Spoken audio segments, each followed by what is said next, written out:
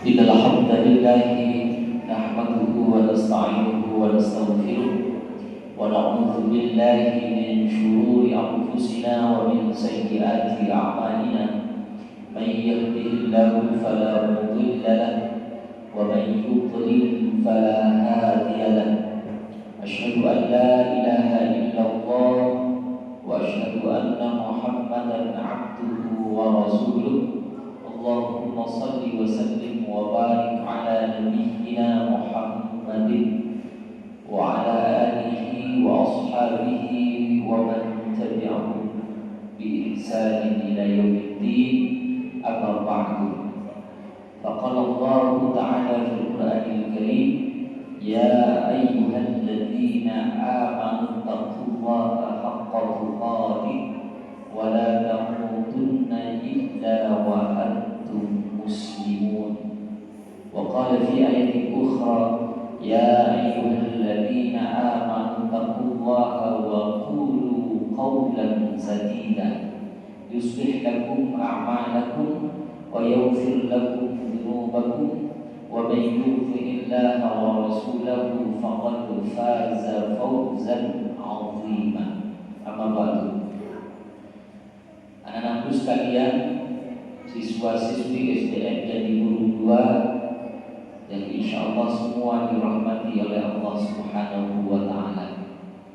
Alhamdulillah, kita senantiasa mengungkapkan rasa syukur kepada Allah Subhanahu wa taala sebagai ungkapan terima kasih, ungkapan rasa syukur atas segala nikmat yang Allah berikan kepada kita, terkhusus nikmat iman, nikmat Islam, dan nikmat kesempatan serta nikmat kesehatan, sehingga kita berada pada kegiatan Pondok Ramadan SDN Jati Guru 2 yang bertempat di Masjid Al-Hidayah. Alhamdulillah, kita juga bersyukur kita sudah memasuki kegiatan Pondok Ramadan pada hari yang keempat, yang sudah dimulai kemarin hari Senin, ya. Hari ini sudah hari Kamis. Selama 4 hari, alhamdulillah kegiatan Pondok Ramadan diberi kemudahan dan diberi kelancaran. Dan anak-anak sekalian alhamdulillah dapat mengikuti dengan senang hati, dengan penuh hikmat, mulai dari praktek sholat duha, tadarus Al-Quran, dan materi Ramadan lainnya. Mudah-mudahan semua kegiatan yang kita ikuti ini menjadi bekal yang paling utama untuk mengisi hari-hari di bulan Ramadan, di sisa 10 akhir bulan Ramadan, sehingga kita akan menjadi pribadi yang lebih baik, menjadi anak yang soleh, menjadi anak yang lebih memahami tentang ajaran-ajaran agama Islam, semakin taat kepada Allah, dan semakin rajin untuk melaksanakan ibadah atau perintah-perintah Allah Subhanahu wa ta'ala. Tujuan kita semua dicipta oleh Allah Subhanahu wa ta'ala, dihadirkan ke bumi ini tidak lain, kata Allah, wa ma khalaqtul jinna wal insa illa liya'budun. Kata Allah, aku cipta jin dan manusia, makhluk yang bernama manusia, makhluk yang bernama jin, aku ciptakan semuanya, tujuannya adalah illa liya'budun, kecuali hanya untuk menyembah kepadaku, kata Allah. Menyembah kepada siapa? Menyembah kepada siapa?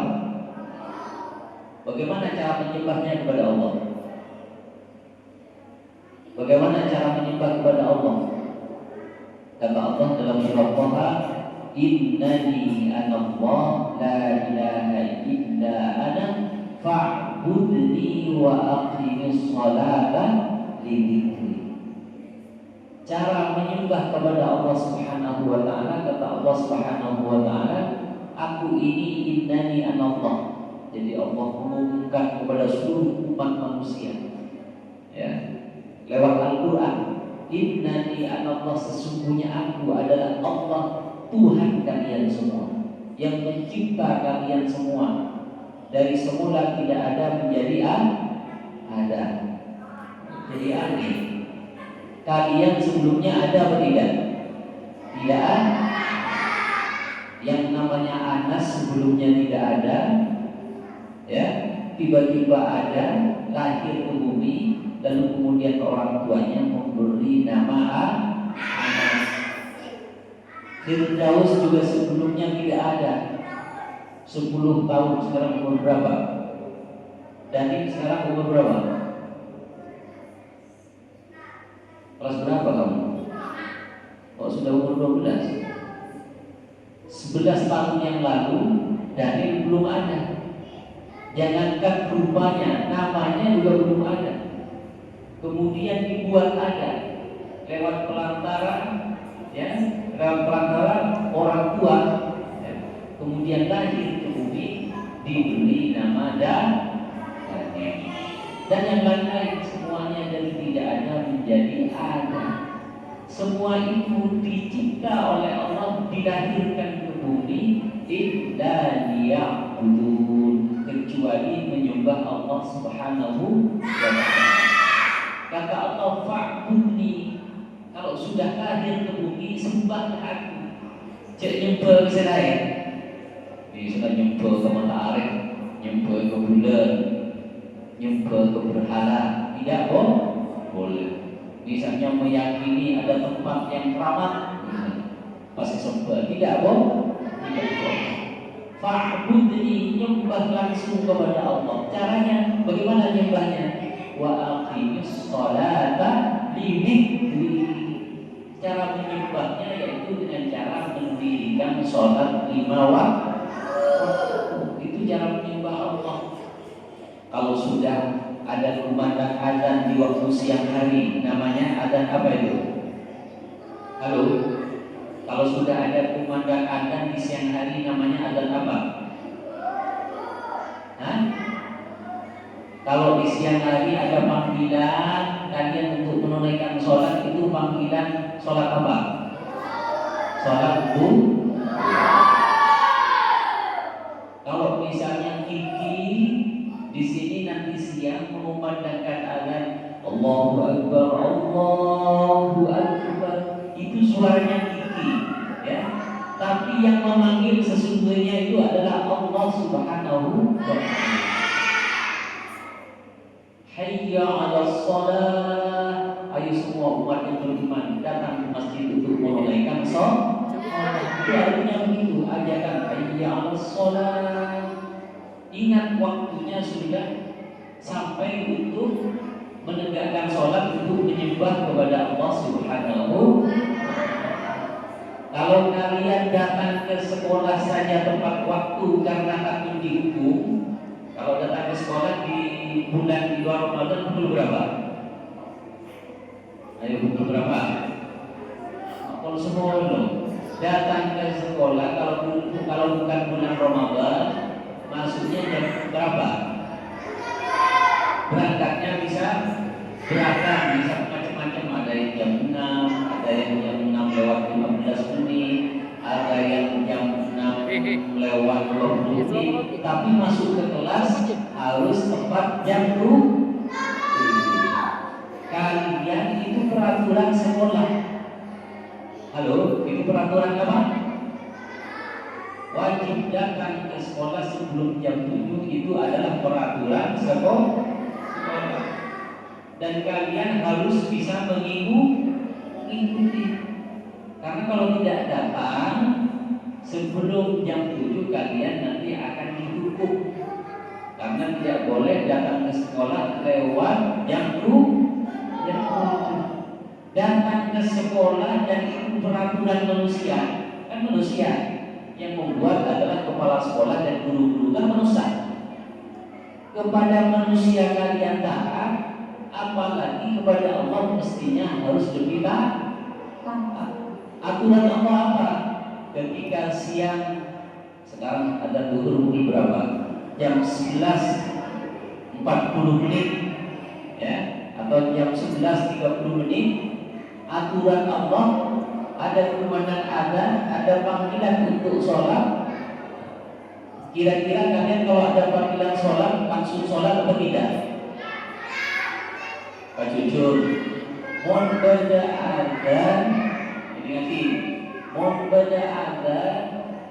Apakah kalian langsung ambil wudhu untuk melaksanakan sholat? Minyak segi amain, jujur sampai lepasan ya. Padahal itu adalah aturan siapa itu? Aturan siapa? Aturan siapa? Aturan Allah.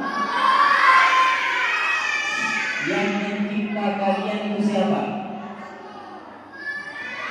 Allah. Kok kalian tidak mau mengikuti aturan Allah? Kalau ada pasti amanin. Kadang diundur pol 2 guru abjad turun. Kalau begitu kira-kira kalian ikut aturan Allah tidak? Berarti belum bisa mengikuti aturan Allah. Mestinya aturan Allah harus lebih diikuti daripada aturan manusia. Bisa dipahami? Kalau pukul 15 atau pukul 3 sore itu namanya panggilan adzan sholat apa? Sholat apa? Sholat itu juga panggilan Allah. Maka ketika dipanggil oleh Allah, segera bergegas ambil wudhu, persiapan untuk melaksanakan sholat dan seterusnya, sholat maghrib, sholat isya, sholat subuh. Saya tanya sekarang, kalau ada subuh pukul berapa? Berarti mau tak tahu, area sawah itu boleh. Saya tanya, jawab yang serba. Ada subuh sekarang pukul berapa? Masa kalau pas? Kalau tak lebar, kita pukul 4 lewat 10 menit ya. Berarti saya tak jawab itu mana sahur berarti. Malah ketemu. Ya, orang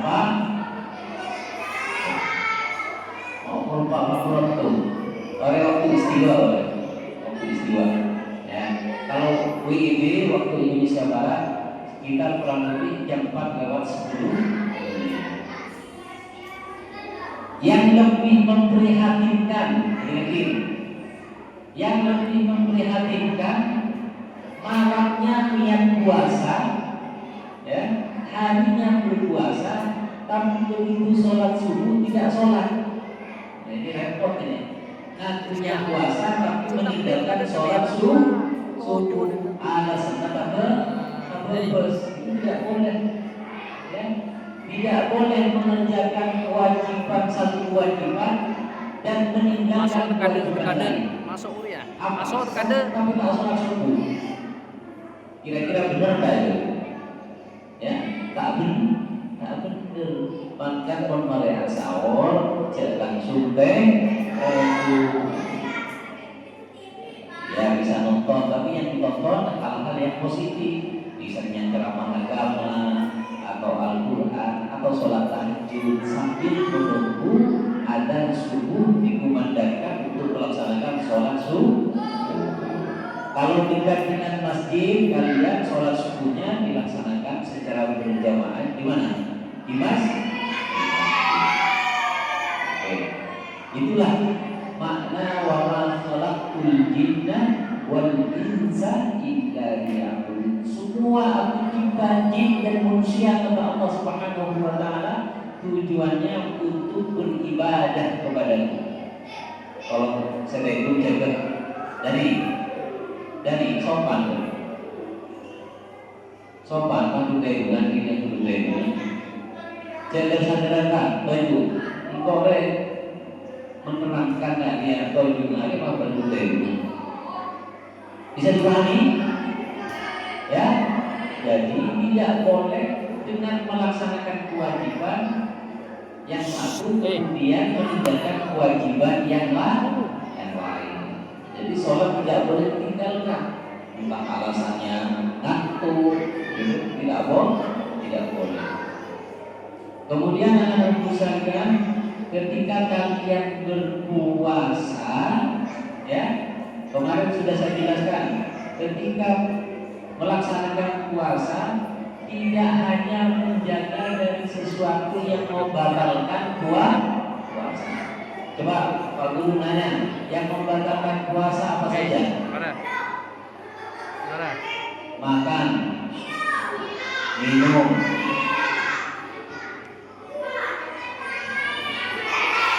ya, makan dan minum, ya. Yang disengaja, kalau tidak disengaja tidak apa-apa. Yang sudah lupa tiba-tiba mau lompat, mau ingat langsung ampuh, ya.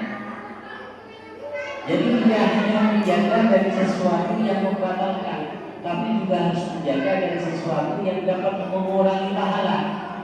Apa sih bisa mengurangi kejelekan pasokannya? Ya, menjaga jangan bisa mengurangi kejelekan pasal. Misalnya adokar sedih nangis bisa mengurangi kejelekan pasal. Tanyalah keganjaran di sana. Apalagi sampai menangis ganjaran itu dapat mengurangi pahala buah. Oke, sekalian, mudah-mudahan tausiah singkat ini bermanfaat untuk kita semua dan mudah-mudahan kita diberi kesehatan oleh Allah sampai tuntas melaksanakan puasa Ramadan sampai akhir, sampai takbir sholat Idul Fitri nanti dengan menunggu pengumuman dari pemerintah. Wabillahi taufiq wal hidayah. Wassalamualaikum